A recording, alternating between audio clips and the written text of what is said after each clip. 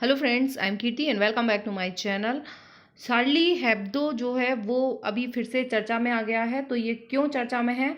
ये बहुत ही आपत्तिजनक कार्टून बनाया है। हमेशा से ही कार्टून बनाने पर ये विवादों में रहती है। पहले पैगंबर मोहम्मद के बारे में भी कार्टून बनाया गया था, तो उसका काफ़ी विरोध हुआ था। फ्रेंच वीकली मैगजीन का भारत में ऑक्सीजन की कमी पर कमेंट तंज है और कार्टून में बताया है कि 3.3 करोड़ देवता भी ऑक्सीजन नहीं दिला पा रहे हैं। तो ये बहुत ही बुरी बात है। इस तरह से ऑक्सीजन की कमी को और इस संकट को धार्मिक रूप नहीं देना चाहिए।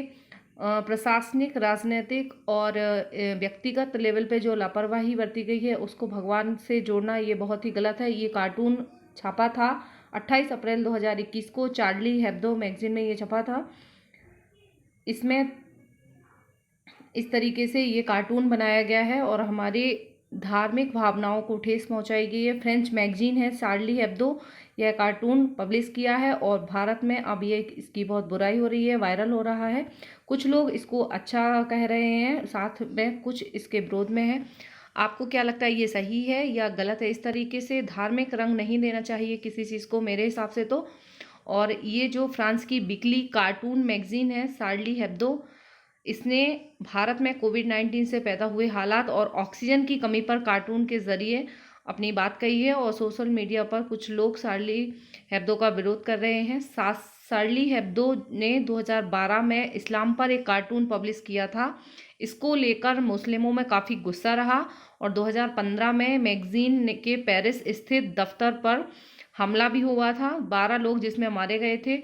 और पाकिस्तान में पिछले दिनों तहरीक ए लब्बैक पाकिस्तान का आंदोलन इसी मसले पर शुरू हुआ था, क्योंकि उनका कार्टून छपा गया था पैगंबर जी का।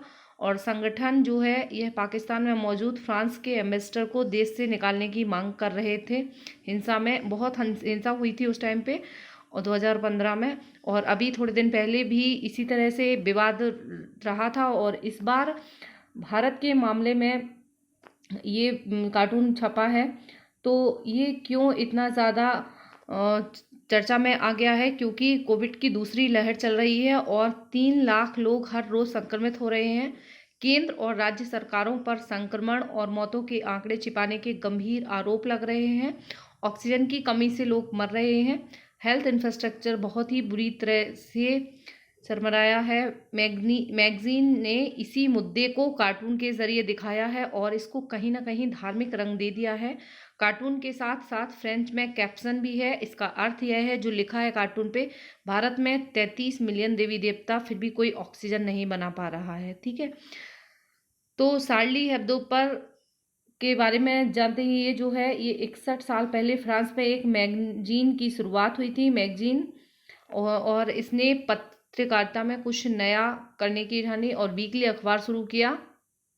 हारकिरी हेब्दो, पहले इसको हारकिरी हेब्दो के नाम से जानते थे और इसमें भी दूसरे अखबारों की तरह खबरें होती थी। फिर ये कार्टून को सरकार और प्रशासन के बहुत सारे कामों को व्यंग्यात्मक तरीके से कार्टून के माध्यम से लिखने लगा और अलग अलग देशों के जो भी प्रॉब्लम होती हैं उनको धार्मिक मान्यताओं या परंपराओं के साथ भी कार्टून बनाते रहते हैं।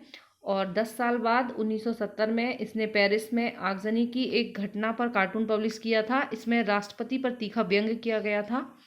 इस मैगजीन को बैन कर दिया गया था और कुछ दिनों बाद ये नए नाम शार्ली हेब्दो के नाम से सामने आई। ठीक है, एशियाई देशों में इसे कई लोग चार्ली हेब्दो भी कहते हैं। 1981 में इसे आर्थिक नुकसान के कारण बंद भी करना पड़ा था।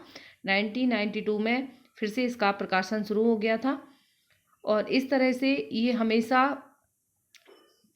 अपने विवादित और व्यंग्यात्मक कार्टून की वजह से विवाद में रहता है। और इस बार जो भारत के बारे में बनाया है ये बिल्कुल भी माफ़ी योग्य नहीं है। इसके बारे में भारत सरकार को सख्त उसके ऊपर कार्रवाई करना चाहिए। और चलिए मिलते हैं नेक्स्ट वीडियो में।